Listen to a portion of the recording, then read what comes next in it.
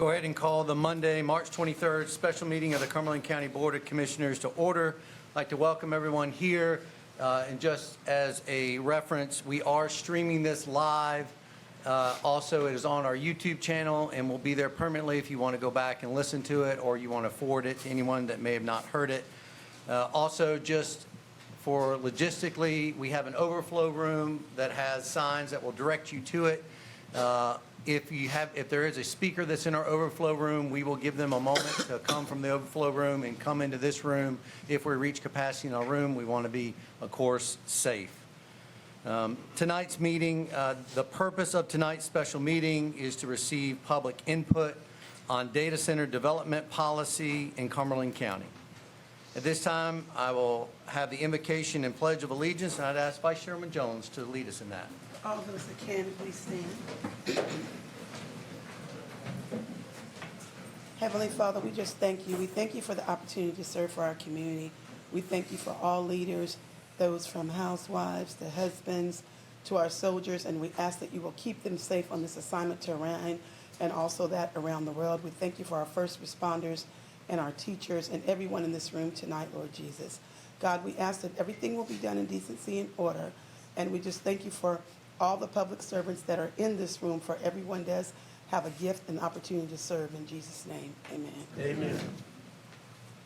Pledge allegiance to the flag of the United States of America and to the republic for which it stands, one nation, under God, indivisible, with liberty and justice for all.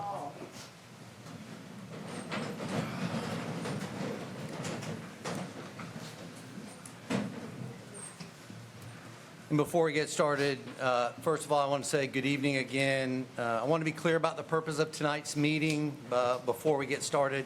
This is a public input session. We're here to listen. Tonight is your opportunity as residents of Cumberland County to share your thoughts, concerns, and perspectives on data center development policy. No specific plans are being presented. No decisions are being made tonight. There are no specific projects on the table for discussion. What we're doing is gathering public input so that as your Board of Commissioners, we can make informed, thoughtful policy decisions that reflect the values and priorities of this community. Every voice matters in this process, and we appreciate you being here tonight. At this time, I'm going to go ahead and read the public forum comment policy, and then we'll begin. The Cumberland County Public Forum Comment Policy, each speaker will have 3 minutes to make remarks. No time will be yielded by a speaker to another speaker. Persons who wish to address the board will register on a sign-up sheet available before the Commissioners' meeting. Speakers will be acknowledged by the board in the order in which their names appear on the sign-up sheet. Speakers will address the board from the lectern and begin their remarks by stating their name and address. Public comment is not intended to require the board to answer impromptu questions. Any actions on items brought up during the comment period will be at the discretion of the chairman and the board.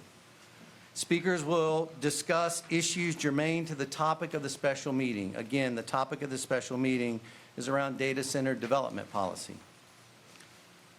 Speakers will not discuss matters regarding the candidacy of any person seeking public office, including the candidacy of the person addressing the board. Speakers will be courteous in their language and presentation. Personal attacks will not be tolerated. Written comments or supporting comments may be left with the clerk of our board. Also, just wanted to let you know that all the comments that have come in online, the commissioners have a copy of those.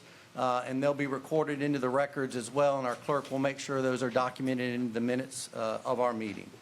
So at this time, we'll go ahead and open the public comment period. Madam Clerk, I will ask you to call on the first speaker. Lorena Murray.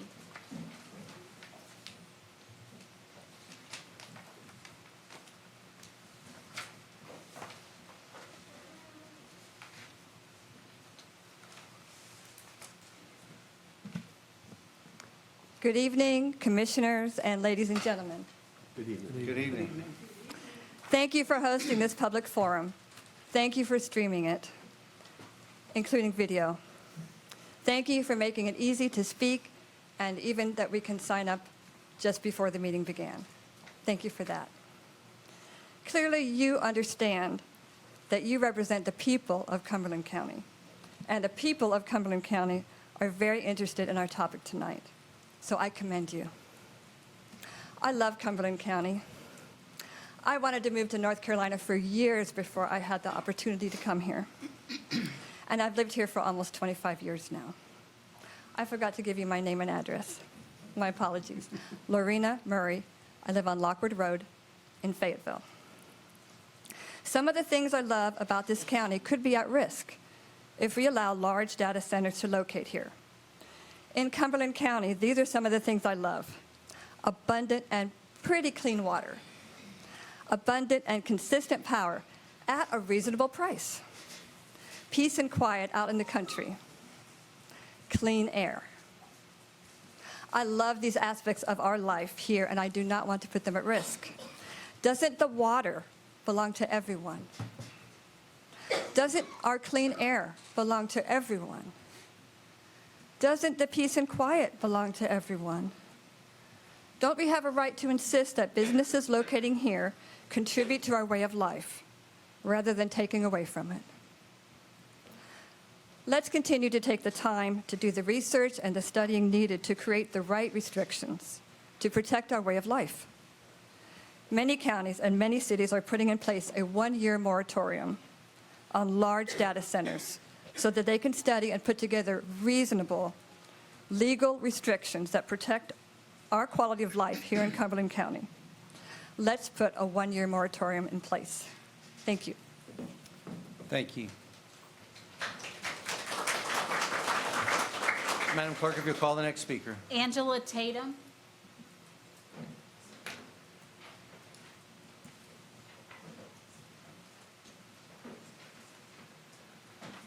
Good evening. My name is Angela Tatum. For once, I didn't prepare anything written because I wanted to speak directly from what's coming in my mind right now. I was given this sign outside, "Protect Our Water," and I have a home in the Hay Mountain, and we had to do a lot of renovations, and I use a plumbing service that's very common in the area. I won't say their name. And we were talking about the data centers. And some things that he let me know is, I asked, what did you think? Just had all of my plumbing updated, all brand new. And he said, my position on it is, for one, we're talking about our water systems. He said, we have an issue right now that is happening where the PwC is not keeping up with the amount of sediment that's coming into our water. And he said that really we should all have a full home filtration system. He doesn't talk about it because it's so overwhelming and people will think that he's just trying to sell it. But, if you have noticed that your water is smelling like chlorine, he said the way that they're handling that is, the only way is to increase the chlorine levels because they do not know what to do with the sediment. And you can check that. He said he would love to, speak with someone if they were interested. They're even looking to change some of the zoning requirements or guidelines for plumbers because of the increased levels. So we have that, chlorine in our water. PFAS, that's in our water, forever chemicals. That is affecting the quality of our health, of everyone around. The county is responsible for public health. I have sat on some of the public health task force and seen the data numbers. And we're always, and I say we because I'm a part of that perinatal task force, and we're looking at our health statistics and we're wondering, what can we do to improve the health? Well, we can't want to improve the health on one side and then bring in things into our community that's causing the health that we're trying to improve. It's a losing battle. We can throw money, I love that there's funding for, dual services and everything. Those are all Band-Aids if we're not going to get to the root issue of what's causing our health issues that's affecting our mothers who are choosing to breastfeed, who are having other health issues because of the areas, the PFAS and other things. Also, a one-year moratorium. We can have a moratorium. Whenever something's that big, we can slow down. The community deserves to have us to slow down, really hear from everyone, take the time. I promise you the data centers are not going anywhere. They're going to be there, but we really do need to hear the community. So I'm pushing for a one-year moratorium as well. Thank you. Thank you. Madam Clerk, if you call the next speaker. Lizette Rodriguez.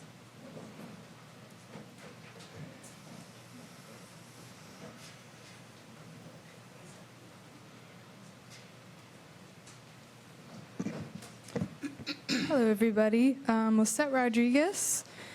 First off, I want to thank the commissioners for giving this public hearing before drafting an ordinance, unlike your counterparts at the City of Fayetteville.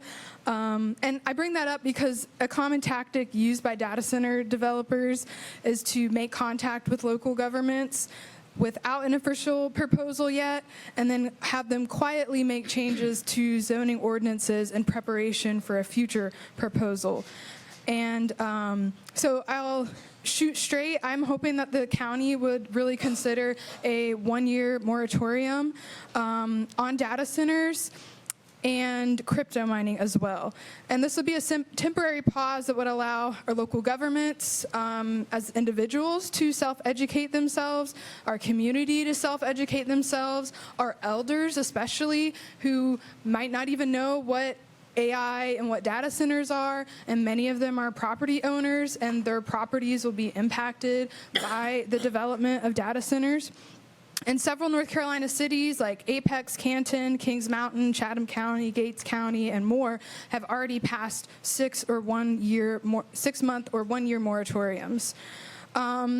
In addition, I'd hope the county would consider holding multiple town halls across the county to gather meaningful community input, especially in residential areas located near industrially zoned land like Bragg Boulevard, Shaw Mill Road, the Murchison Road corridor, and also from our rural communities, because tech companies are eyeing our farmland for development, and we need to preserve that because once farmland is developed, we can't get that back. I would also like to see the county require a special use permit for data center developments in industrial zones so that there is a required public hearing and required approval from the commissioners. And another thing cities and counties are doing are identifying data center overlay zones, which can provide additional rules on top of existing zoning regulations. And that gives more control over where and how data centers are built, and often include requirements like related to noise, aesthetics, setbacks, environmental impact, noise mitigation studies, public hearings, etc. And I also ask that the county require annual energy and water usage reports. Detroit, Chicago, and Atlanta all have similar ordinances where they require large commercial buildings to do those energy and water usage reports. So those would be my suggestions. Thank you so much. Thank you.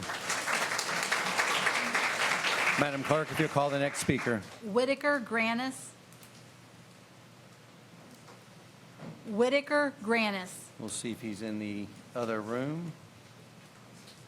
I'll give him a second.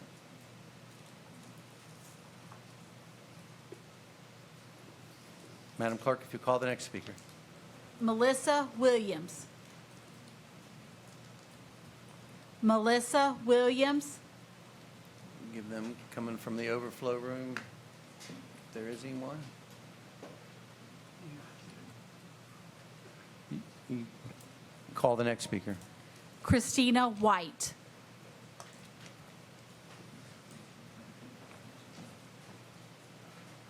Yes, ma'am, come on up front.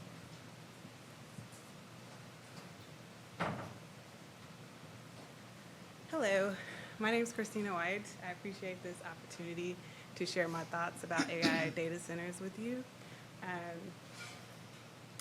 Personally, I'm a board-certified internal medicine doctor. I work here. Can you speak in your mic? Oh, I'm sorry. Thank you. Hi. I'm a board-certified internal medicine doctor. I work here in Cumberland County, and my biggest concerns about AI data centers are their impacts on the public health. Not only are we looking at water quality, we're also looking at air quality. There are many studies already published by the University of California as well as the University of Alabama that showcase the impacts of AI data centers on public health, increasing healthcare costs in the community by billions of dollars per year. So I just hope that that will be considered as we think about policies to put in place to ensure our air and water quality in the event that an AI data center is considered. Thank you. Ms. White, could you give us your address, please? I'm at Oak Ridge Avenue in Fayetteville, North Thank you. Carolina. Madam Clerk, if you call the next speaker. Janet Menzak.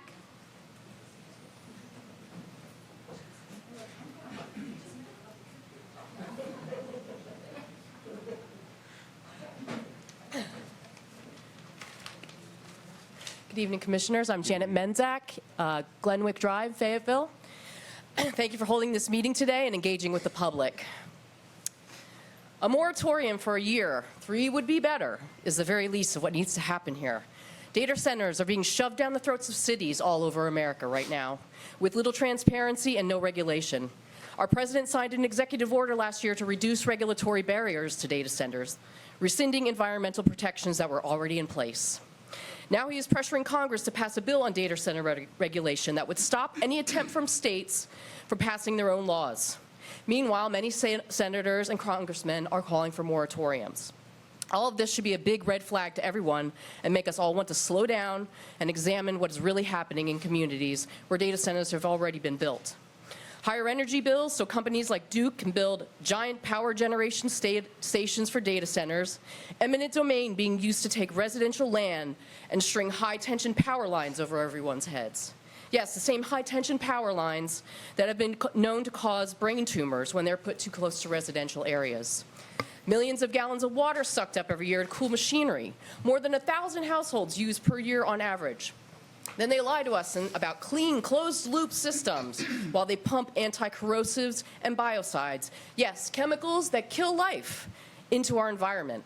There is no community that has adequate water treatment facilities needed to filter these chemicals out of the drinking water, and data centers certainly aren't going to be forced to filter their own water. Is the water in Cumberland County not toxic enough already from big industry dumping? Are we ready to pay higher rates so that PwC can build filtration? The companies themselves are never held accountable. Lawsuits after the fact rarely work, and communities are never made whole. We are currently drinking and showering in toxins so that chemical companies could rake in profit. We do not need another industry using Cumberland County as their dumping ground. Commissioners, you and our city leaders are our last line of defense. We need you to pass a moratorium and then get to work changing zoning so that land cannot be scooped up without permits. We need you to do an environmental impact study, and then we need you to put in place regulations and ordinances so stringent and fines for violations of said ordinances so high that they cannot be laughed off as the cost of doing business.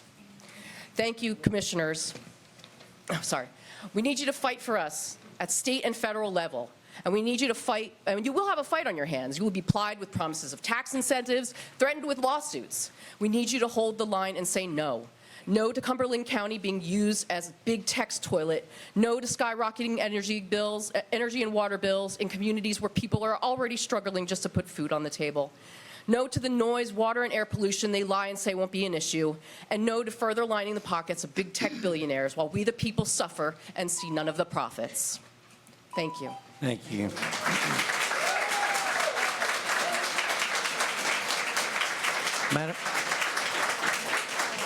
Madam Clerk, if you call the next speaker. Ron Ross. Ron Ross, 6542 Celestial Pine Drive, Hope Mills, North Carolina, which is really Grays Creek.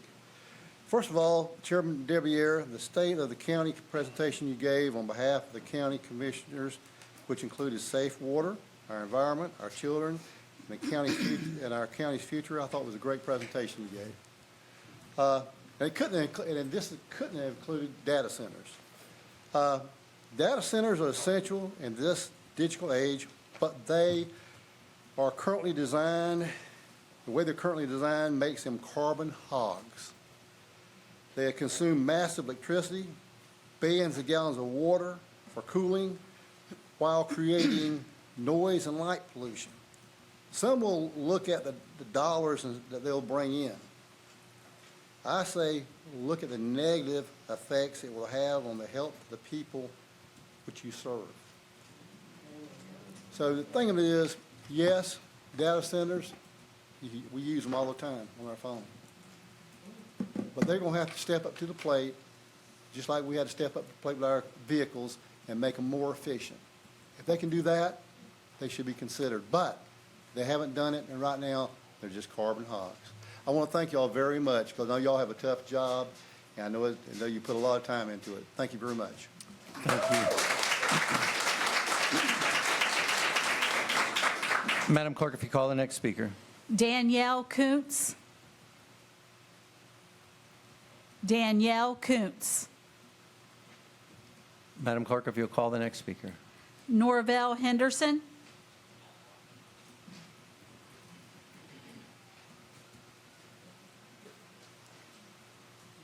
Thank you for letting me speak tonight. My family and I strongly oppose the data center projects. Cumberland County has already carried more than its share of environmental harm. For years, families have had to question whether their water is safe, whether their air is safe, whether their land that they live on is safe because of contamination tied to the Chemours facility. And I do live in Grays Creek, so I'm real familiar with the Chemours facility. That is not history. That is still affecting the people right now, and that matters because this is not just another site. This is a community that has already been pushed past its limits. Now we're being asked to accept imminent data centers, facilities that can consume enormous amounts of water and energy, placed into a region where clean water is already a concern. This is not reasonable, and it is not fair. We know how pollution behaves. It doesn't stay contained. Most of it it drifts through the air, it seeps through the air, seeps into our soil, into our water, and spreads quietly over time. We also know how polluters behave. They lie, they hide, they drag litigation out for years, all to avoid taking responsibility for the harm they've caused. And there is a pattern we see over and over again. Rural working communities are too often treated as places where impacts can be absorbed, where industries assume there is less resistance and fewer consequences. This time, I urge you to prevent the damage before it happens. We also need to be honest about the benefits, or who benefits. The largest gains from a project like this go to private companies, and not to the people that live here. The jobs are limited, but the demands on water, energy, and infrastructure and the risk stay with the community. And those costs don't disappear. They show up on higher bills, strained resources, and long-term impacts on residents are left to manage. So the question is simple: who carries the burden? Because after everything this community has already experienced, asking them to trust that this time will be different is not enough. This is the moment to make a difference. It's time to stop the cycle of pollution and broken trust. Do not ask this community to pay for private profits and public harm. I urge you to deny any data center projects. Mr. Anderson, can you give us your address, please? Oh, I'm sorry. Chickenfoot Road, Grace Creek, North Carolina. Hope Mills, North Carolina. Whatever you want to call us out there. Thank you.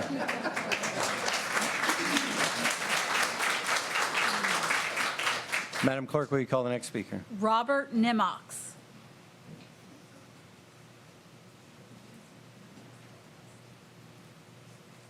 My name is Robert Nimitz. I'm 1802 Kelly Street. My main concern about the proposed data center is pollution. We'll start with noise. Up to 2 miles away, noise pollution can be heard. Air pollution is another issue. It's probably the biggest issue. All data centers have to have backup diesel generators. These diesel generators create 200 to 600 times the nitrous oxides that natural gas does. And they have to run, according to Duke Power, 100 hours per year. And then they have also an emergency 100 hours that they can run. And this is a big source of pollution. Then you have light pollution. This facility has to be secured. It has to be lit. So there's that. And then the water issue is a big one. We got Fuquay-Varina wanting 6.1 million gallons. 200 megawatt data center is going to use 1 to 5 million gallons. So let's just say that's 11 million a day. My concern is, who's to say another municipality doesn't come in and say, well, we need 6 or 5. You gave Fuquay-Varina a cool deal, give us one. That really worries me. The river, as we know, has a lot of pressure on it, and I don't think it needs any more than we've given it. I wish you would consider a moratorium, a year, on this, and give it some thought. Is there anyone that represents who is doing the proposal here tonight? Yes, no? Sir, there's no proposal. This is about Okay. discussing the development policy. I had a list of considerations that should be kind of a blueprint of things that should be asked to someone that is making a proposal to our county. Is there someone I could You give can leave this it with to? our clerk, sir. Okay. You need another copy? I'll make copies. I appreciate your time. Thank you, sir. Thank you. Madam Clerk, will you call the next speaker? Liz Reeser. Good evening, Commissioners. Liz Reeser, 2308 Furlong Place in Eastover. I'm also the current chair of the Eastover Sanitary District, so I'm speaking purely from a water perspective for our community. Data centers are known to utilize at least 300 million gallons a day. Our current capacity is 1 million, and we serve currently about 3,100 customers, and we use about 700,000 million a day. So for us to even consider as a utility the effects on us, we don't have the capacity. We certainly can purchase capacity, but again, the water is evaporated. It is not returned back. So the drain on the Cape Fear River, we actually purchase our water from the city of Dunn. Harnett County is also a big supplier of water for much of Cumberland County on the east side and the west side. The drain on the Cape Fear would be a lot more than it already is, and the county is already looking with Chairman DeVere looking at corridors for industrial development on Long I-95, which ESD is participating in that. So if we have to pick priorities, it would be for not data centers, but more industrial growth that uses a lot less water and also electricity. But my main focus is water for our area in Eastover, because we really are a very rural area with lots of open area, and most of the citizens and land use plan aren't really for it either. So thank you very much. Look forward to hearing your further comments. Thank you. Madam Clerk, if you'll call the next speaker. Benjamin Holtquist.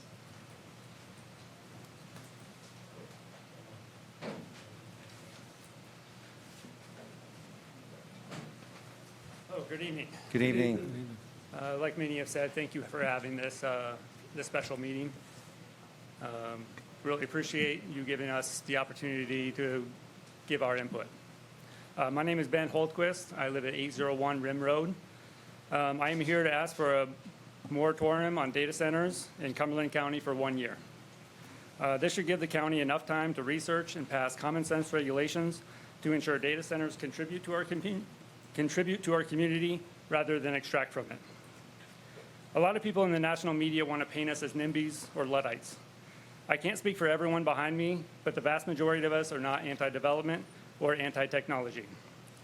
We are just sick and tired of subsidizing multi-billion-dollar corporations with our taxes, with our utility bills, and with our environment.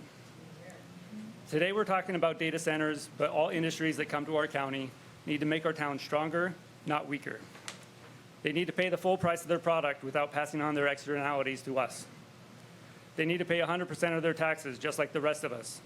We should not be giving tax breaks and other incentives to billionaires while so many of us struggle to put food on our tables, roofs over our heads, and gas in our cars. If the industry will burden the electric grid, they need to pay for an expansion to that grid with clean, renewable energy that doesn't pollute our air or stress our water supply. If they create excessive noise, they need to install sound barriers like they put along freeways so they don't destroy the mental well-being and property values of those nearby. If they have toxic byproducts, they need to properly dispose of that waste to prevent health risks to our community and our downstream neighbors. And last, they need to pay their employees a living wage. Too much of our tax dollars go to subsidizing housing, transportation, food, and health care for people who work a full-time job. If you work 40 hours a week, you should be able to pay for all your necessities. That is the employer's responsibility, not the taxpayers. All these restrictions may make it harder for an industry that has not yet found a way to make AI profitable. So be it. It is not our responsibility to make their business profitable. Our society will be just fine without fake cat videos. We have plenty of real ones. Thank you. Thank you, sir.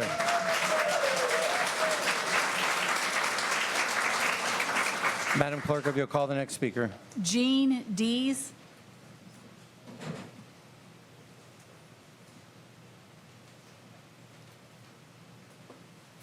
Thank you so much for giving me an opportunity to speak tonight. My name is Jean. I go by Jeannie Dees, and I'm here on behalf of myself and my husband, Dale Dees. We live at 1907 Custer Avenue in Fayetteville, just down the street, less than a mile and a half from one of the proposed locations.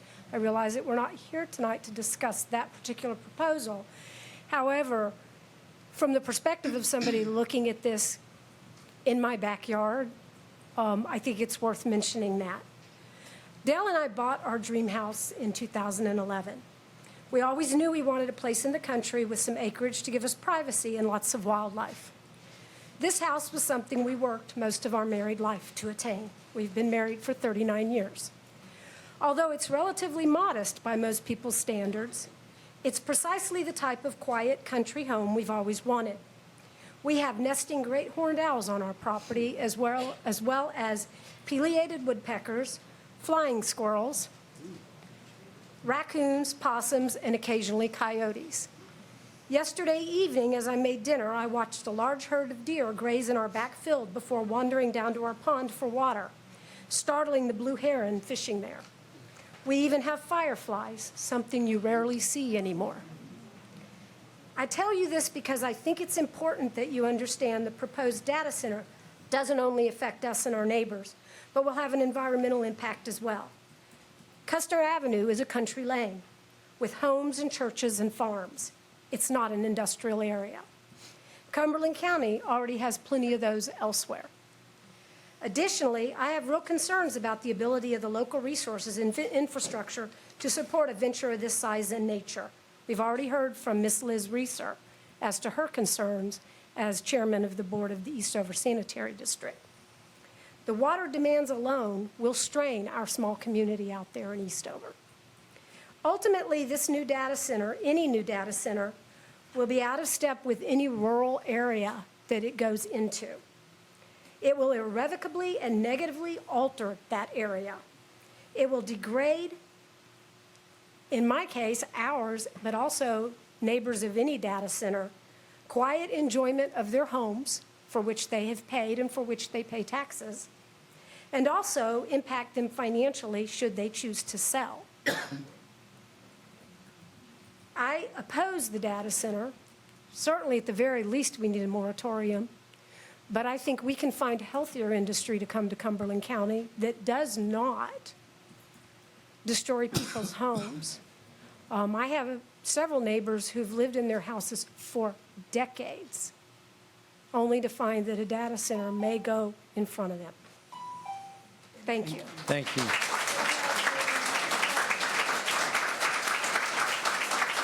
Madam Clerk, will you call the next speaker? Arlene Fields.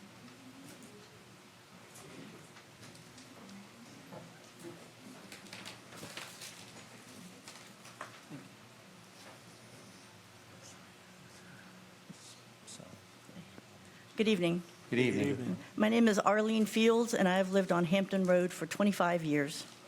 And first, I'd like to reiterate what many of the other speakers have said. Thank you for allowing the public to speak before you get too far into crafting data center policies. So there's been a lot of discussion about the role of large, primarily AI, data centers in the economic future of Fayetteville and Cumberland County. Most of those discussions have focused on the enormous water and electricity demands of data centers, the water, air, and noise pollution they can cause, and the fact that they provide very few long-term jobs. One thing I have not heard much about, the long-term sustainability of large data centers. Individual users have quickly adopted generative AI, but corporations are beginning to express doubts as to whether widespread adoption of AI will increase their profits. A December 19, 2025 CNN article says, this year alone, tech firms are expected to pour $400 billion into AI-related capital expenditures. For companies hinging their future on AI, the question of how frequently they'll have to upgrade or replace these advanced chips is a critical one, especially since there's growing skepticism of whether AI will produce returns large or quickly enough to recoup both existing investments and cover future infrastructure costs. The article notes that estimates of computer chip life expectancy vary, but consensus is generally that a chip used for AI training has a lifespan of between 18 months and 3 years. After that, the chip may have another 2 or 3 years of usability for general computing needs. What happens to that huge AI data center if the owner is unwilling or unable to pay to upgrade all those hundreds of thousands of chips? I am not calling for a complete ban on data centers. AI in some form or the other is here to stay, and we need the computing resources to manage it. We are asking for guardrails that ensure that our priorities are people, then planet, then profits. For example, Microsoft just established a 315-acre AI data center campus in Wisconsin that promises to use a closed-loop water recirculation process to provide cooling. Water is only needed to fill up once, and that it is continually reused. But data center developers are not going to offer these safeguards unless we demand them, and then follow up to make sure that they follow through. It will probably take at least 3 years for a data center to become operational after local government authorizes it. In the tech world, that's a mighty long time. I urge the county commissioners to put a moratorium on data center applications and to craft policies that carefully examine the risk and rewards of data centers. Thank you. Thank you. Madam Clerk, will you call the next speaker? Bobby Burgess.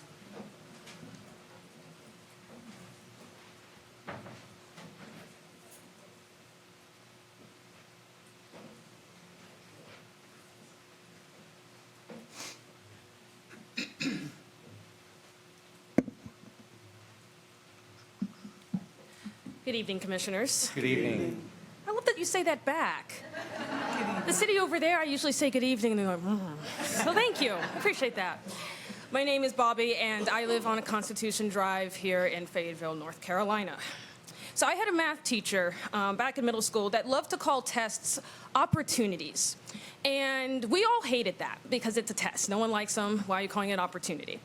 But as I grew up and as I've become an adult, I've begun to understand it, right? Because a test is a challenge. And a challenge is a moment where you can showcase your preparation and strength. So to that, I pose to you all, Commissioners, that what you have before you is a large opportunity. You have an opportunity to actually hear us residents and not just listen, because listening is this right here, but hearing is processing what we're saying and then acting on it accordingly. Many residents have already expressed a desire to see at least a 1-year moratorium on any AI data center projects coming into Cumberland County, and I do agree with all of them. But my fear standing up before you, to be honest, is that we're all going to stand here and ask for this, and then you're going to go do something different. Okay? And when it comes to moratorium, you have to remember it's not a no. It's a maybe, right? It's giving you time to get it right, to do the research. The people that are AI developers, they don't care about us. They don't care about the communities they're coming into. They're going to tell you whatever you want to hear. They're salespeople. They're going to tell whatever you want to hear so that the project goes through. And with North Carolina's permit choice law, if a moratorium is not enacted quickly, it means that if a complete application were to end up on your desk tomorrow, then they have the opportunity to choose the current rules in place, which is nothing, or the rules that you could enact afterwards. So that's a very dangerous position to be putting Cumberland County in. So truly, enact a moratorium for at least a year. Slow everything down. Please hear us. Don't just listen, but please hear us and continue to, run a county that we can be proud of. I'm a transplant. I'm from the West Coast. A lot of people scoff on this community. I understand, and I do defend it. But I will also be the first to not defend it. If there is a decision that is made that I don't agree with, I will tell them straight up, yeah, they did something crazy. I don't agree with that. I asked for a moratorium. I don't know what they're doing. So please, please, please do not disappoint us. I do have a copy, actually, of the Gates County moratorium that has already been passed. If you would like me to send that along to you all as a reference as you're building your own, I'd be happy to do that. But guys, there's no rush on this. AI is going to be around. Slow down, do the research, and let's get it right. Thank you. Thank you.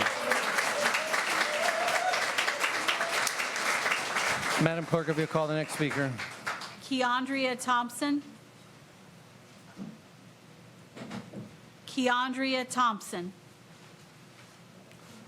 Madam Clerk, if you'll call the next speaker. Casey Moravec.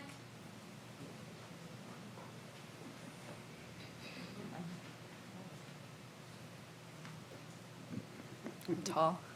Good evening. My name is Casey Moravec.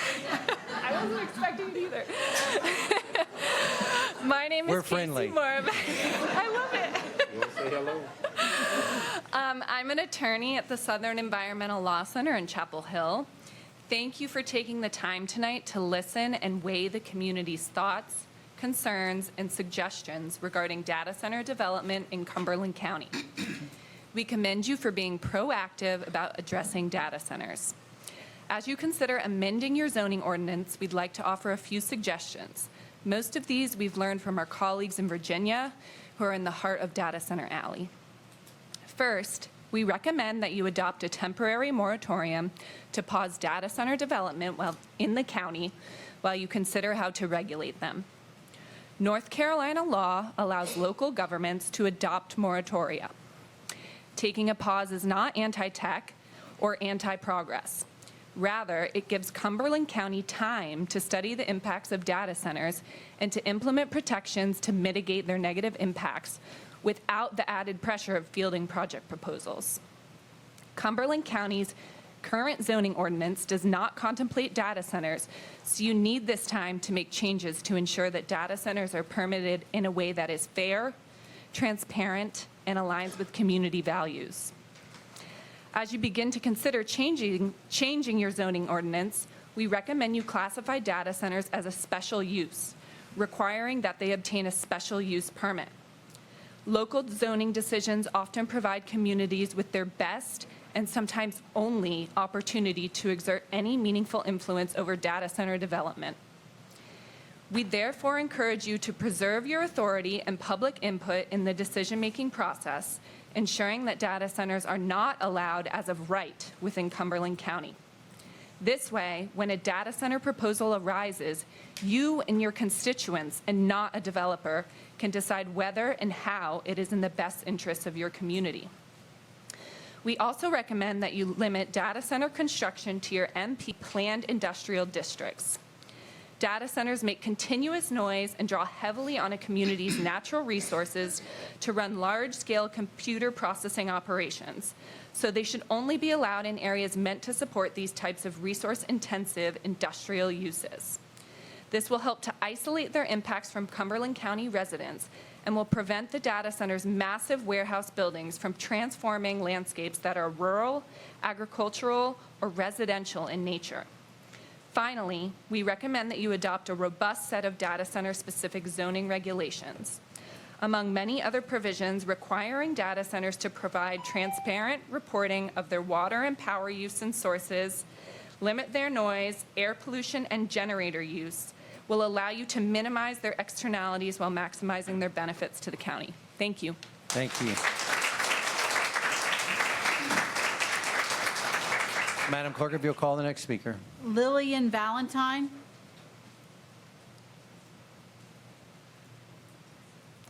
Lillian Valentine.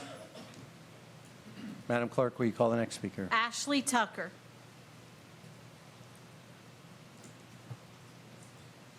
Ashley Tucker. Madam Clerk, please call the next speaker. Jonelle Kimbrough. Hello. Hello. I'm Janelle Kimbrough. I represent Sustainable Sandhills. We're a nonprofit, and Cumberland County is one of our service areas. As technology in our region progresses and the presence of data centers inevitably increases across North Carolina, Sustainable Sandhills encourages our industrial neighbors to be mindful of their impacts on our environment and our community. Further, we encourage Cumberland County leaders to consider the implications of data centers on our quality of life, and to that end, to regulate the operations on these ventures. Data centers can be detrimental to the environment in many ways. They consume enormous amounts of energy and water, a portion of which can be discharged into the wastewater system. They create air emissions and generate a lot of electronic waste, which contains heavy metals and chemicals. Some of the chemicals used in data centers contain PFAS, which is already a concern for the environment in the Sandhills.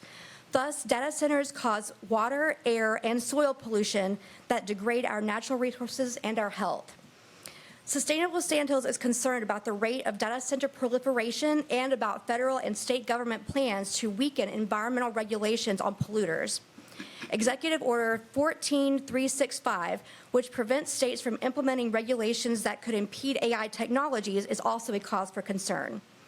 We fear that data centers are inevitable because our society relies so much on the technologies that depend on these industries. We even use these technologies at Sustainable Sandhills. We use AI and data every day to do our jobs. But that doesn't mean that we're not concerned about them. For the Sandhills, the best data centers are no data centers. But if these centers do come to Cumberland County, they must at the very least be environmentally sound as possible. And it's up to you, our leadership, to ensure that need is met. When developing policy on these data centers, we urge Cumberland County to include the following provisions. Data centers must be cited judiciously so that they are not environmental justice issues. They should not be placed in underserved or vulnerable communities that are already facing threats to their natural resources and public health. They must implement energy and water conservation and efficiency measures, and they should also consider renewable energy technologies to reduce their impact on the grid. They must monitor their discharged water regularly for harmful chemicals and have measures in place to reduce water contamination. And they should consider closed-loop systems and the use of reclaimed water instead of potable water in their operations. They must be required to use environmentally sound materials in their construction and operation, and to responsibly recycle all obsolete or defunct materials to reduce their waste. They must install air quality sensors to monitor particulate matter emissions, and implement measures such as shielded lighting and natural sound barriers to mitigate light and noise pollution. Finally, these centers must be required to report their environmental impacts to the commissioners regularly and face punitive measures if they are in violation of these policies. Data centers must be held accountable for their impacts to our community. Technology should not come at the expense of our environment or our health. They can and should exist in harmony. Thank you for the opportunity to speak. Thank you. Madam Clerk, if you'll call the next speaker. Austin Wiley.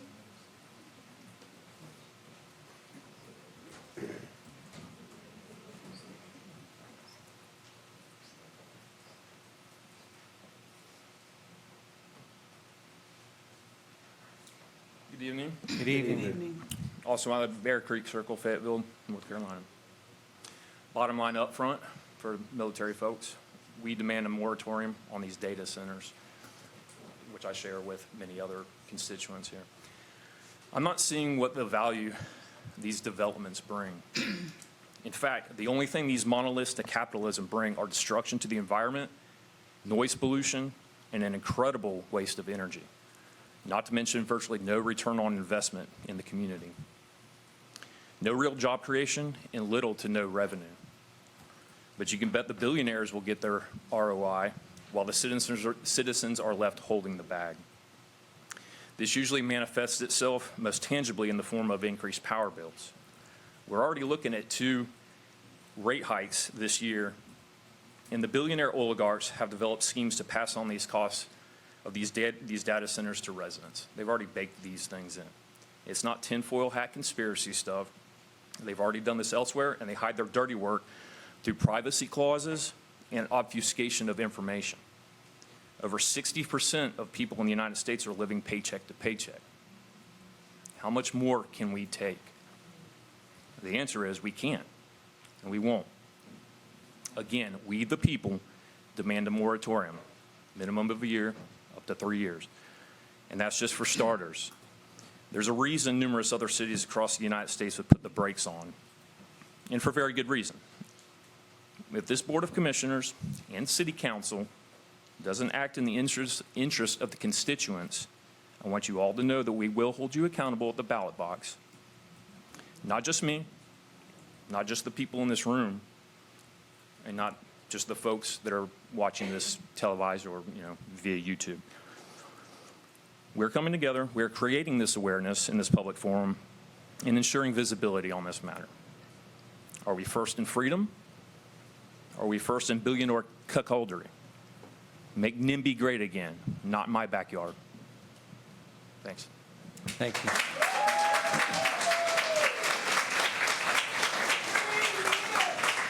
Madam Clerk, will you call the next speaker? Adia Tigney.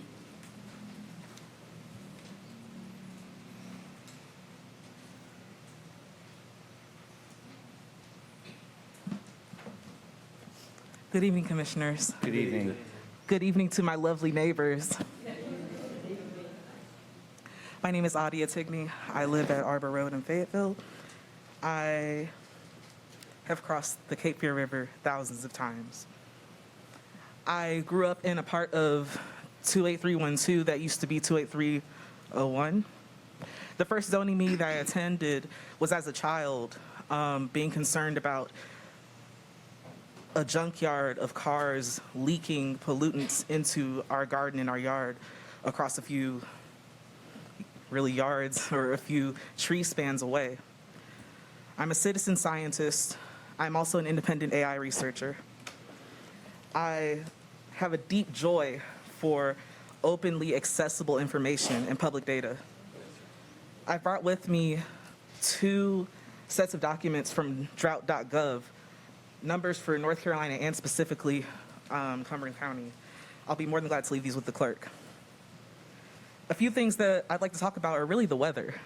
And if you had checked your app today, did you see any notice from the National Weather Service about our risk of fire today? Do not throw a cigarette butt outside of the window because the ground from about here to 3 feet down is in the bottom 2 percentile for soil moisture. And as all of my neighbors have shared earlier, where else are we going to pull this water from? I'd like to know when was the last time any of the people in this room, and we have people from Eastover, I grew up off of 24, and deeply wondering how often or even when was the last time you crossed Cape Fear River? Driving from basically here down to Kinlaws, I can see the red clay. The water is low. In the approximate 10 years that I spent crossing every day to be a proud product of Cumberland County Schools, I have never seen the water that low. I'm a product of E.E. Smith's Math and Science Academy. I have a deep passion for popular education and for open access to information. And I also want the rest of my alumni family and future alumni to have a beautiful river to cross, for them to have clean water to drink, for them to have clean air. As an independent AI researcher, I do not believe in the inevitability of AI. When each of us have a superpowered computer far stronger than the lunar module that we touched ground on the moon as humanity, that we're only using for videos and emails, the supercomputing that's being pushed and marketed to us is not anything but marketing. When it really comes to the computing needs of society at this point, it does not demand especially extractive AI data centers. Moratorium of at least 3 years. Thank you. Thank you.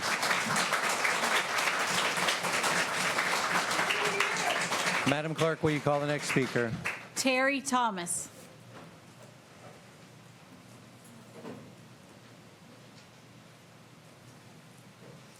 Good evening. Terry Thomas, 508 Spalding Street. Good evening. Thank you, Commissioners, for having this public forum. I am again, with everyone else behind me, in request for a one-year moratorium to slow down the process, to give each of you time to restrict industrial zones only, for them to put them there. I'm in an industrial zone, so I am concerned about the electricity going up. It's high enough. I am concerned about the water, 500,000 gallons in Chatham County that they're talking about that it takes per day. The noise pollution, how are they going to solve that? As well as the lack of transparency. You're giving us that now, but a lot of the companies are not going to give you that transparency. I think about buffer zones, where they're going to put them. I think about what proximity are going to be to parks and other residential areas. I think about how they want to push these zoning policies, no longer they have the right, where you guys don't get to decide, the public doesn't get to decide, and you have to have no special approval to do anything. I think about the energy efficiency standards that we could put on them.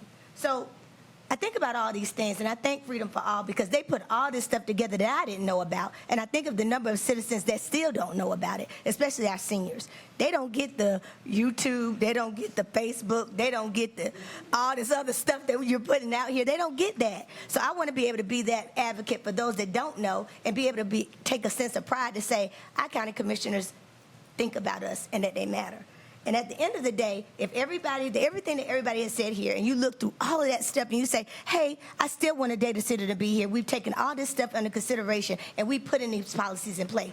What are we going to get out of the deal? So many times people come here and what do we get? Are we going to be able to get community grant funds, infrastructure improvement? Are they going to provide this stuff for us that they're taking away?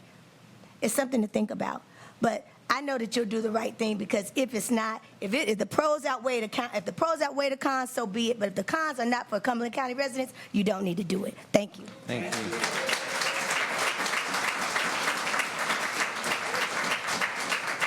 Madam Clerk, will you call the next speaker? Elizabeth Owens.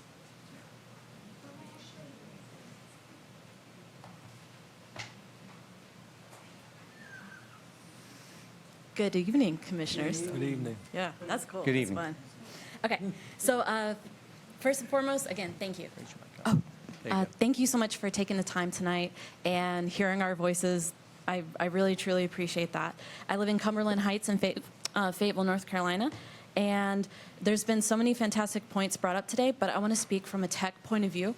I was a senior engineer at Apple. I spent over a decade out in San Francisco working in tech startups. And I just want to give some insight, right?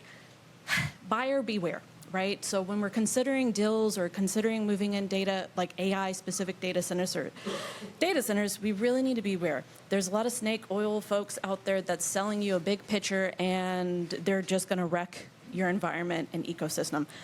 Most AI data centers, they're designed poorly.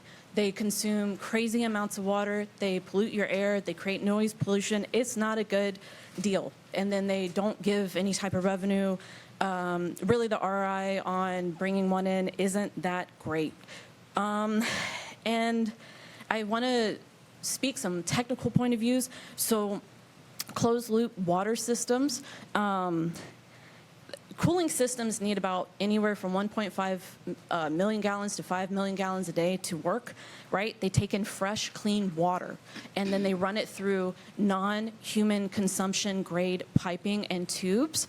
And so their byproduct, some of it actually, a good chunk of the water evaporates during the cooling process, and the other portion of the water gets ejected to our water systems for cleaning. And that can include PFAS from the basically like non-human consumption water pipe and tubing, but it can also be from chemicals to make sure that algae doesn't build up or water residual sediments and stuff, et cetera. So when we're considering bringing them in, we have to think about this, and we have to think a lot of folks are currently selling because the bubble right now is hot. If you are a startup and you slap AI on there, and I'm coming from a startup world, you've got a deal, right? All you have to do is say, AI will clean your toilet, and you've got a deal. Here's $2 million.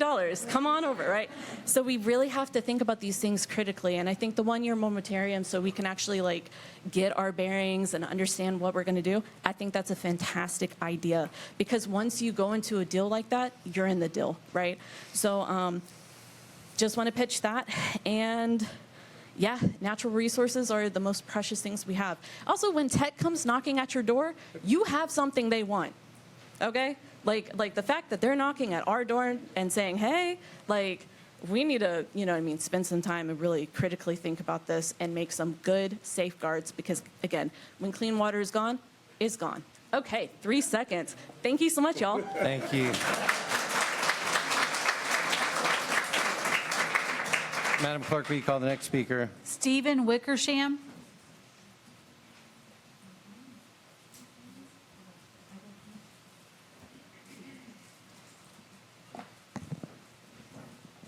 Stephen Wickersham, Fayetteville, North Carolina. So everyone here has done a fantastic job in bringing to light some of the main direct issues of data centers. I wanted to kind of focus on a little slightly different thing. The data centers, of course, have lots of environmental issues associated with them. But you know, our data centers are not just centers that support the internet and movies and our phone. Most of today's new data centers are supporting AI. And they're controlled by a handful of billionaire oligarchs. They're unelected, and they're built to support AI and they retain all the files and texts and everything that is going through and connected to the internet. All the cameras, surveillance, everything. And I think someone mentioned earlier to a permanent record, right? One of you guys mentioned a permanent record. So the end goal, what's the end goal of the oligarchs here? The end goal, and this isn't just mine. This is lots of people. This is the CEOs themselves saying this. You know, they want to make trillions. You know, they're already billionaire. They want to make trillions. So the end goal is of controlling the data centers is greed, money, and power, and control. And history tells us if capabilities will be abused, it's not if they'll be abused, it's when. When the capability is such that it's there, it will be abused. So we're in a dangerous race to the finish line. They want to put more zeros on their spreadsheet at the cost of everything and everyone else.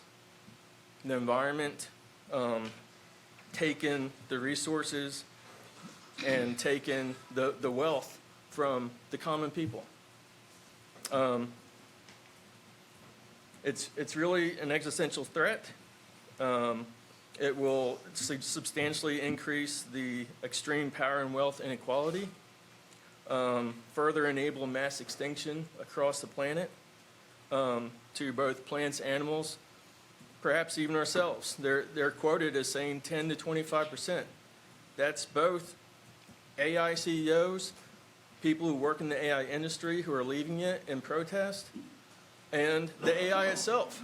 You ask Grok or ChatGPT or DeepSeek, 10 to 25%. One of the questions from Grok, is humanity ready for general super AI? Answer is no, humanity is nowhere close. Our alignment issues to humanity and other living organisms are vastly lagging. The most likely single outcome is either rapid human extinction or irreversible disempowerment. I'm going to skip a few pages here.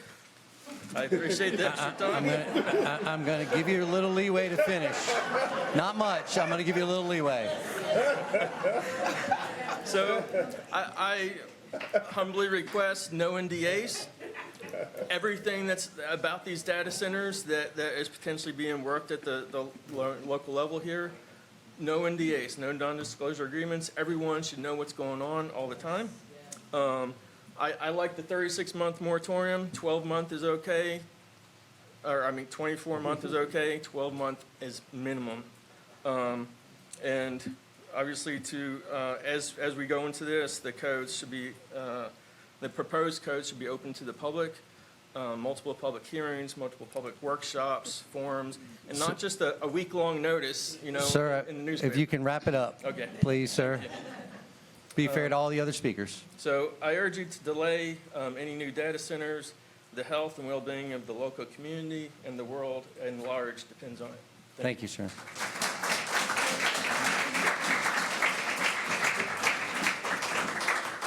Madam Clerk, will you call the next speaker? Thomas Gollier.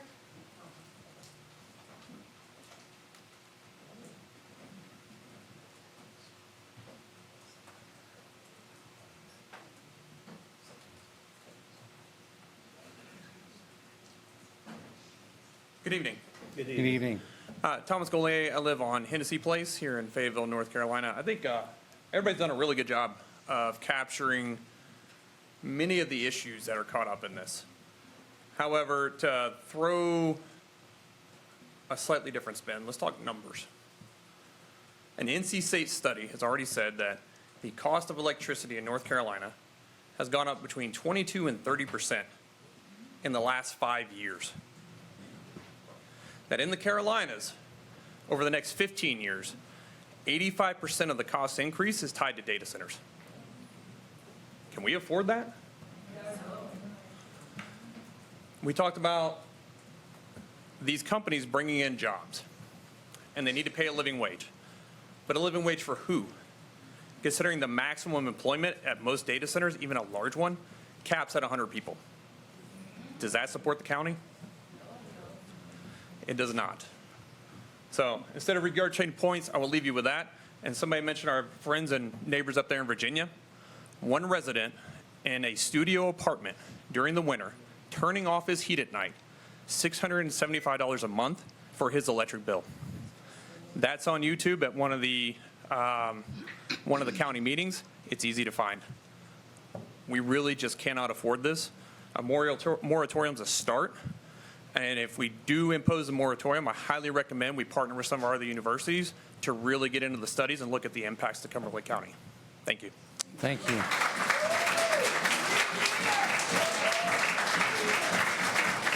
Madam Clerk, will you call the next speaker? Christy Allen.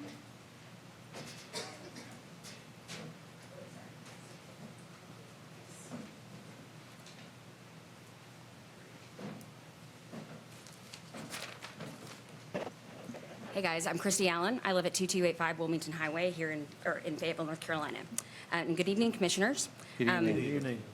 I want to let you know that in my 20s, I worked in Washington, D.C. along staffers for our North Carolina delegation. I'll never forget when I told them that I was moving to this region. They actually laughed. They told me that whenever leadership from our area came to the Capitol for help, they never spoke with one voice. Instead, the city would ask for one thing, the county another, and the chamber a third.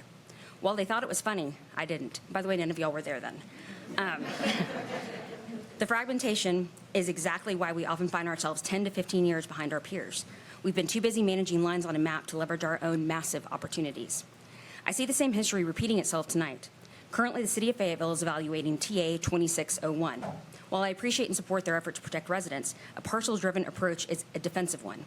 Meanwhile, y'all, the county, are drafting your own separate rules, but the reality we must face together is that infrastructure doesn't care about city lines. It follows the power. If you look at regions like Huntsville or Colorado Springs that have turned military infrastructure into powerhouse economic development clusters, they have one thing in common. They don't zone by parcel, they plan by regional corridors. We have the same growth engine opportunities along 401, 87, Highway 24, and I-95. If our regulations aren't synchronized, we create a regulatory island that confuses our utilities, like PwC and Duke, and leaves our residents and recruited industry in a state of constant uncertainty. We have to stop looking at data centers as server warehouses and start seeing them as infrastructure of the modern Army. This past December, U.S. Army Western Hemisphere Command officially activated Fort Bragg. We are now the operational nerve center for 2 continents. That mission requires massive, local, low-latency data infrastructure. At the same time, the Army's Janus program has identified Fort Bragg as a priority site for advanced nuclear microreactors, which ensures that even if the civilian grid fails, our national security mission stays online.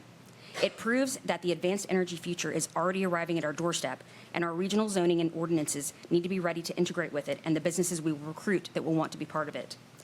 We also need to recognize our own worth here.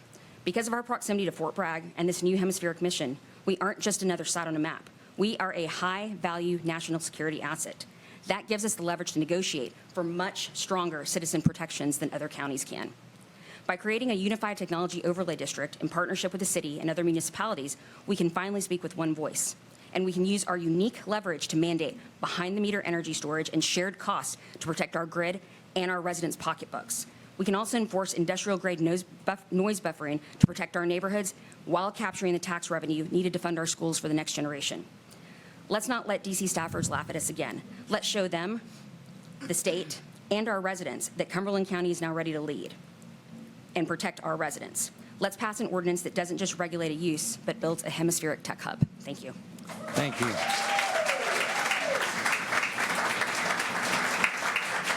Madam Clerk, will you call the next speaker?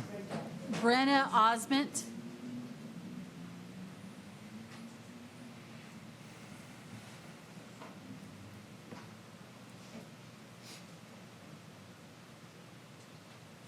Good evening. Good evening. I'm Brenna Osment. I live at Stratton Avenue in Fayetteville, North Carolina. Thank you again for taking the time, for everybody being here, and for all my neighbors, you guys showing up too. Takes a community, right? So our area is already facing significant strain. There are ongoing requests. Whew, nervous, sorry, stumbled. Okay, shake it off. So there are already ongoing requests involving Fuquay Arena to withdraw approximately 6.5 million gallons of water per day without returning it to this basin. You can submit comments on that till the end of this month, so it's still ongoing. Adding a data center, an industry known for its extremely high water consumption, would place an unsustainable burden on local water resources. This is especially concerning given that a critical government grant, $80 million, was canceled last year, intended to upgrade and replace our aging water filtration system, leaving residents to absorb rising costs, both financially and with our health, for an already inadequate system. Right now, there are not enforceable regulations for data centers that require protections around water usage, wastewater discharge, noise pollution, and even environmental safeguards. Our community is dealing with known issues of water quality, degradation, and dilution. Introducing a data center without strict, transparent, and enforceable regulations will not only accelerate and intensify those problems, but it will potentially cause irreversible damage. This is not responsible development for our community. It prioritizes industrial expansion over our health, safety, and long-term sustainability of the people who live here.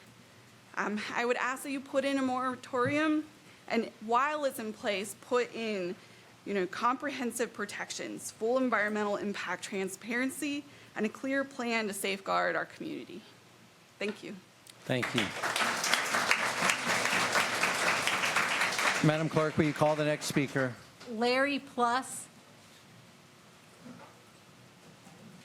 Hi, my name's Larry Plus, and I'm from 4405 Ellenbrook Drive in Vander, North Carolina. Hello, sir. Good to see you. Committee members. Came here tonight, being a surveyor and someone that does locating, I understand geography. And I can't really make up my decision tonight because, one, we don't know what kind of data center this is going to be. Is it going to be AI, or is it just be a storage facility? We don't know that. And that isn't what this meeting's about. However, there must be interest because we're here tonight. The Cape Fear River has been through a whole lot the last couple decades. And the current temperatures are rising, and we're water level, like the one lady said, is going down, it's going down, it's going down. We don't know if it'll go back up. Climate might change. We might, like that one year where we had rain for, I think, 3 months, and it was flooding. But I do know this, and I wonder, is it going to be a chiller system that cools it down? Is it going to be air cooled? We don't know.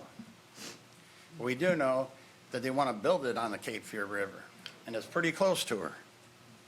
And how much water is she going to suck out of there? And that scares me, especially living in Vander, because just like Grays Creek and many other areas, all the way down to the mouth in Wilmington, they've got a lot of serious problems to deal with.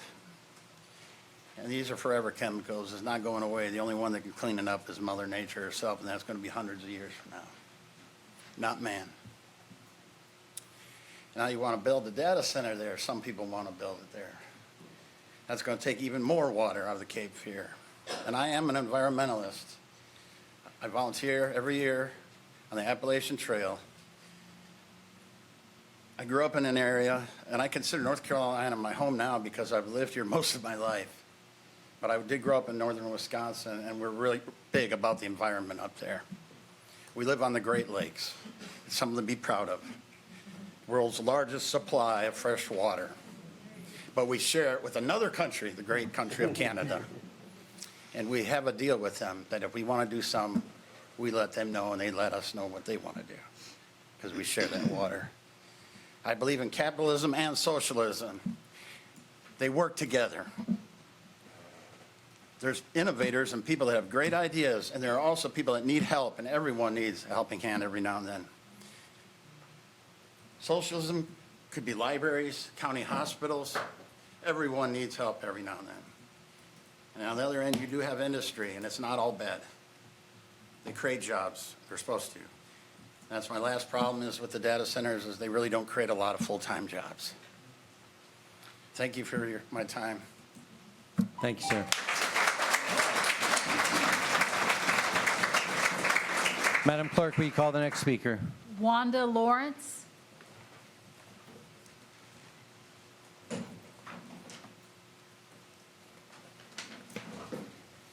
Good evening. Good evening. Good evening. I'm Wanda Lawrence, 539 Table Rock Drive, Fayetteville, North Carolina.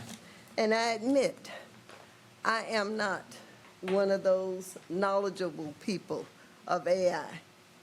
But I came here to learn, and I thank you all for giving us the opportunity to hear one another. But like everybody else, I have concerns. One of my concerns is the energy that these data centers are going to use. Already we have a problem in North Carolina, as we have a problem in in the United States. So how is this going to benefit us with taking even more energy from us and the cost that it is going to put on our citizenship? Water, as everybody has mentioned. We need water. Thank you for drinking some. But if we continue to pollute the water, it is not something that man can make. So like land, you can't get more when it's gone. So we need to be considerate of this, and we cannot keep polluting our resources and expect this to serve us well. How much land is this going to take? You are taking away from, you say, well, we need farmland, we need this and that. But if we keep using it for industrial purposes, how can we use it for those things that will really help us and will help out and will help us to grow? What about the noise levels that this will create? We already have people who autism is a issue now because of food, because of our environment. Noise levels are terrible for autistic kids, autistic adults. I was in a service the other day, and the noise level at that service was high. And I saw this young man every time that it came up, he jumped. You may have noticed him too. But if there's a constant noise level, what is that doing to those who are in surrounding areas? What about the cost? How much is it going to cost us? What are we going to get in return? As been mentioned, there's very few benefits as far as employment and what they get back. Thank you for this time. Thank you, ma'am. Madam Clerk, please call the next speaker. Cynthia Best.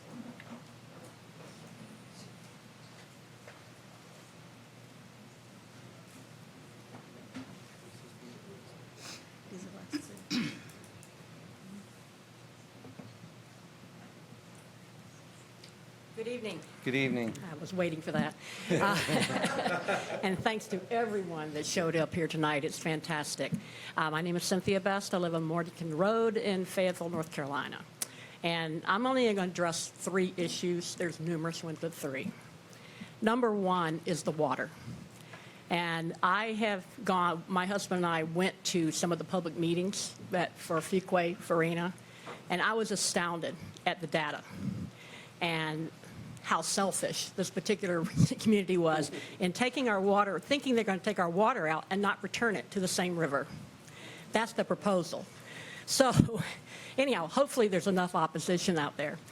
The other is, with respect to the data centers, thank you so much for just listening as a pre-proposal and not waiting for like 3 months before you're going to approve something to actually get feedback. And how this will affect not just Cumberland County, but using the water goes all the way to Wilmington. So there should be public hearings all the way down to Wilmington because they all use the same water system. And it is amazing how low the water has gotten. The data's there. Not only that, but who's going to build the wastewater treatment plants? Who's going to build that? The company that's putting in the data center, are they going to be doing all that? They're going to pay 100% of that, operations and so forth? I doubt it. So that's a huge concern. Number 2, something that maybe has been brought up with the environmental, but CO2. The CO2 emissions is huge. And not only that, but it has been found to be detrimental, and it reduces the nitrogen level in our pastures or our corn, our crops. What's that going to do to the farmers? What's that going to do to the animals? Not just people, but the animals, where we get our food. North Carolina's huge farming, huge in livestock. I see the trucks going to Smithfield every day, okay? So where I live, I know I wave to them every day and say, thank you for coming to me. But I'm just saying that's a huge issue.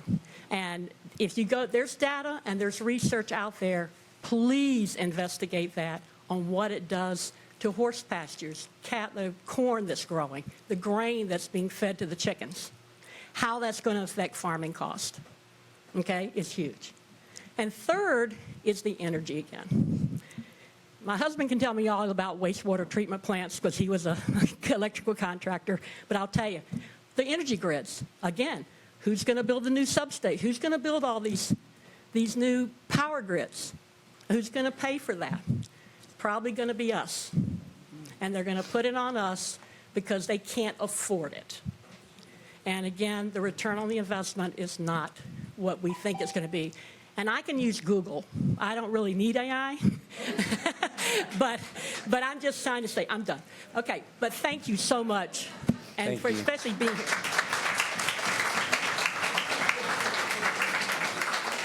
Madam Clerk, will you call the next speaker? Liz Milowitz.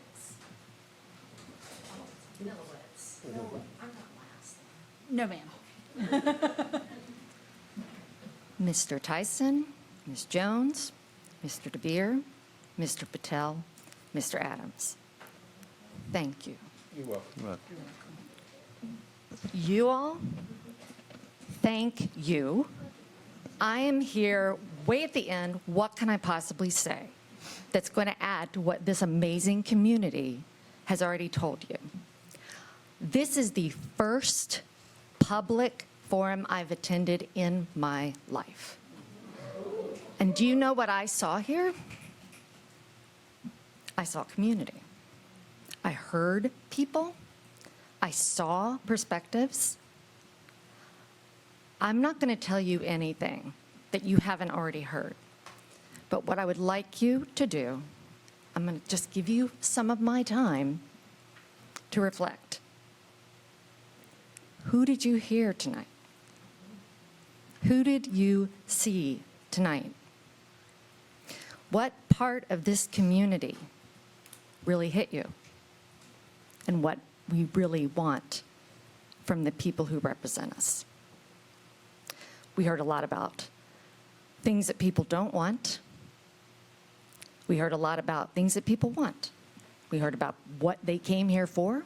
We heard allegiances.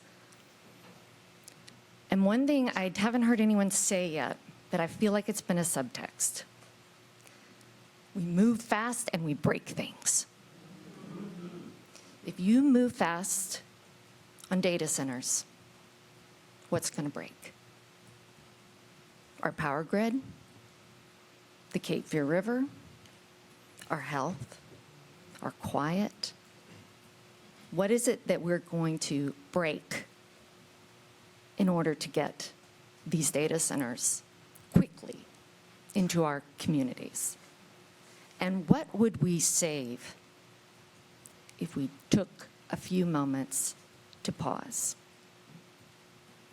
I thank you so much for giving us all the opportunity to hear and see each other and to take the time that's necessary to do things that are responsible not just for this community, but for the one we want to be in the years to come. Thank you. Thank you.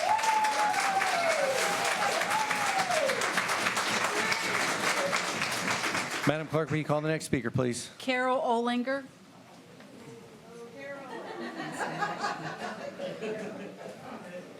Nothing like having a crowd welcome you to the podium. North Carolina action in the house. Forward together. Not one step back. Forward together. Not one step back. Hey, y'all.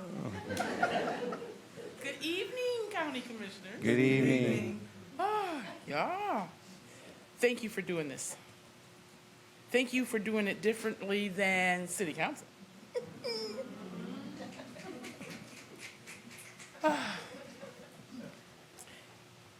Here's just the truth. The data center can bring opportunities, but if our community isn't protected and organized, it can also quietly take more than it gives. We have the right to ask hard questions, especially in a place like Fayetteville, where trust around water and environment safety is already strained.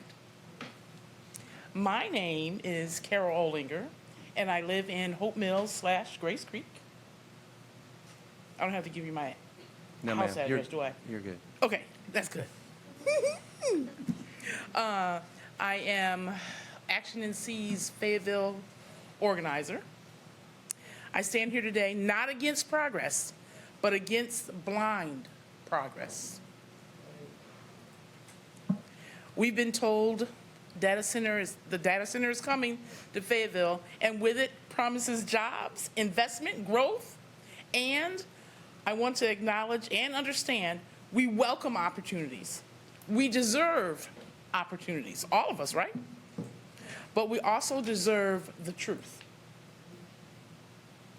Because data centers don't just bring servers, they bring massive demand for electricity, demand for the land, and most importantly, demand for the water.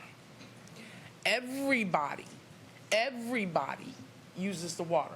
Doesn't matter what color, doesn't matter Republican, Democrat, everybody uses the water. And in this community like ours, where residents are still living with the legacy of contaminated waters, like, from Kenmore's, we have the right to ask, what happens to our water next? My mind immediately goes to PFAS. And I have a reason why. Contaminated water, that PFAS, it is a forever chemical. And it's here in Cumberland County in our Cape Fear River.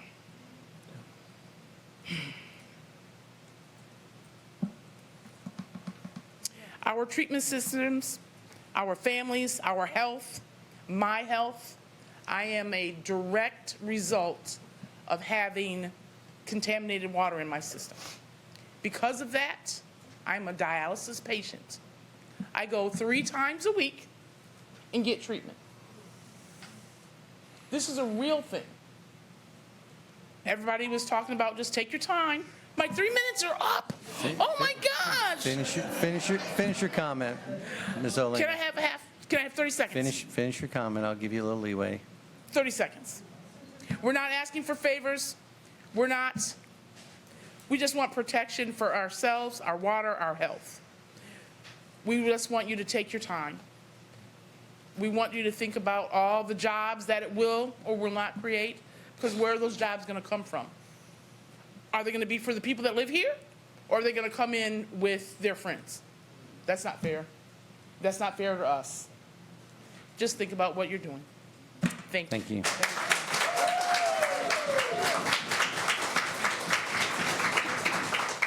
Madam Clerk, will you call the next speaker, please? Neil Grant.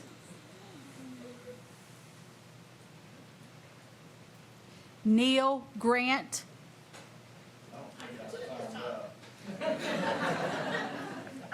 Madam Clerk, will you call the next speaker? There are no more speakers.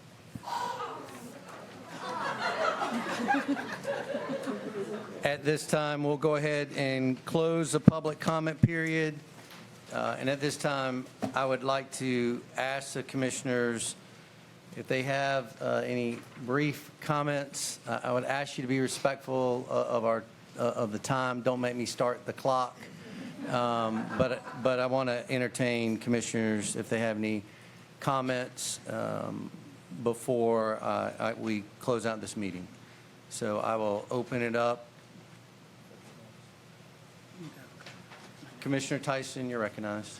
Thank you, Mr. Chairman. First, to the public, thank y'all for coming out and providing us your perspective and this information. I can tell you for myself, I take your opinions and your facts very seriously and into consideration. Mr. Chairman, I do have a question I'd like to ask our county attorney, if it's appropriate. Is that okay, Mr. Chairman? Brief question, please. Mr. Attorney, if we wanted to begin crafting a moratorium on this in the future, I understand, and I've done some research on the General Statute 160D. I understand we'd have to have a narrowly tailored plan of action before we were to pass that. How long would it take you to formulate that and to give us a recommendation back to this board? You got to make 4 findings, and I need to get some direction from the board. I can't make those for you, but the process, as you know, if you up to 60 days, you just do a 7-day notice. But the document that you will have to adopt is the same for either.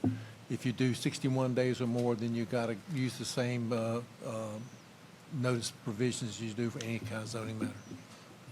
Mr. Chairman, follow up, if I may, really quick. Yes, sir. Go ahead. So I understand if it's over 60 days, we do have to have a public hearing. You have to have a public hearing either way. Either way. It's just a little bit longer time. Would this meeting count as that public hearing, or would we have to notice a separate? No, it has to be advertised in the newspaper. All right. Thank you, Mr. Chairman. That's all the comments I have. Thank you, Commissioner Tyson. Commissioner Patel, you're recognized. Thank you, Mr. Chairman. I just want to take a moment to just thank everyone in the community who came out tonight, who sent in all their thoughts. We really appreciate it. I think it was said best tonight. We listened, but I think I heard. So if we move forward, I know we'll do it in a sustainable manner that protects everyone's quality of life and future here in Cumberland County. Thank you, Mr. Chairman. Thank you, Commissioner Patel. Commissioner Adams, you're recognized. Thank you.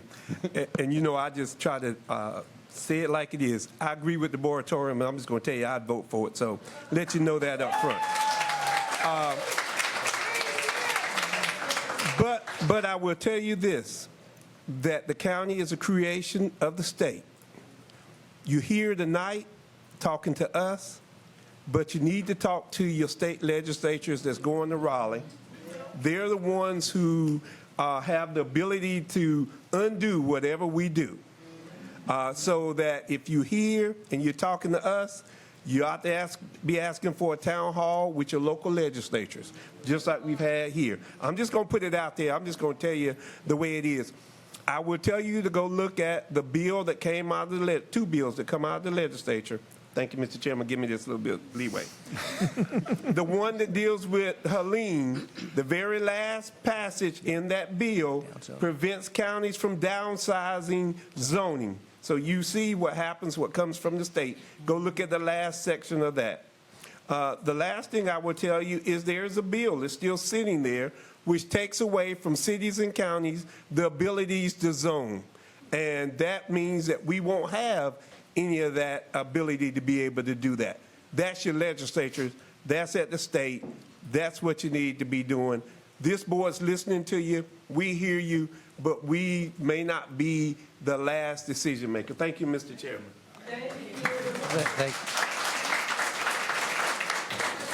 Thank you, Commissioner Adams.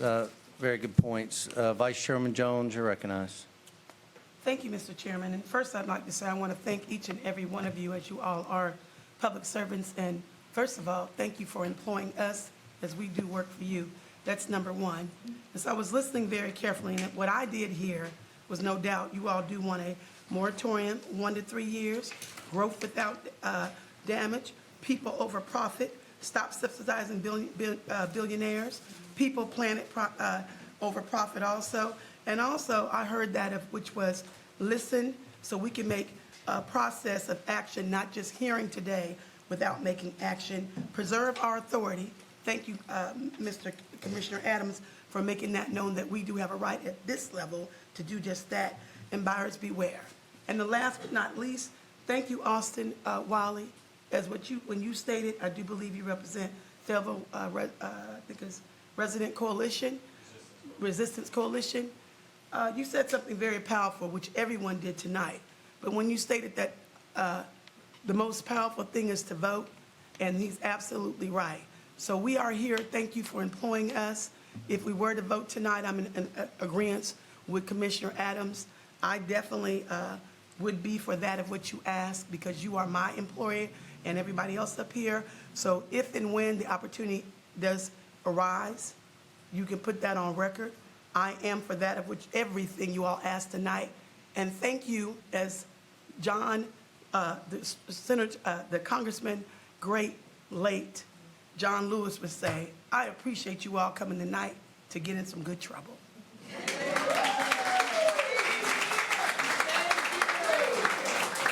Forward together, not back. Thank you, Vice Chairwoman. Any other comments, Commissioners? So, a couple comments from the chairs. First, thank you to everyone that showed up tonight. Thank you for your thoughtful comments. Thank you for the people that submitted them online. And yes, we have read them and we will go through them. To a lot of the people's points tonight, we didn't just listen. I think you have a board that hears you. But more importantly, we see each and every one of you. And one of the speakers said it and gave us an opportunity to sit back and reflect. And that's to look around this room and see who it impacts. Every walk of life, everybody. So we appreciate your voices. That was part of having this forum tonight, is your voice matters, and we need to hear it before we make decisions, not after. And that's extremely important. I will tell you that I've served as the chair of this board for a little over 14 months, and this board has been very deliberate. We might not have always agreed on everything, but we come together and we're deliberate and we're thoughtful in the process. And I think what you're going to see with this board is that we received the information tonight. We heard you. We've heard a lot of other information, and we will go back in a timely, thoughtful, and deliberate way and look at any next steps that we take as a board. Again, I want to thank you for coming tonight. This was not a check your box moment. This was, we hear you, we understand, we see what's happening across not only our community, but across our state. This is a process, as Commissioner Tyson pointed out, that we have to go through, and there's some steps that we have to follow if we're going to take some of the steps that were mentioned. But I also want to echo the comments of Commissioner Adams, because I served at the state level, and I know what can happen very quickly and very rapidly. So we need to be vigilant with that as we look to move, as we look towards the future of this community. Again, thank you for being here tonight. It's important that your voice is heard. And at this time, I will entertain a motion to adjourn. Vice Chairman Jones, you're recognized. I move motion to adjourn this meeting. Second the motion. We've got a motion to adjourn. It's been properly seconded. All in favor, raise your right hand. Unanimous. And we're adjourned.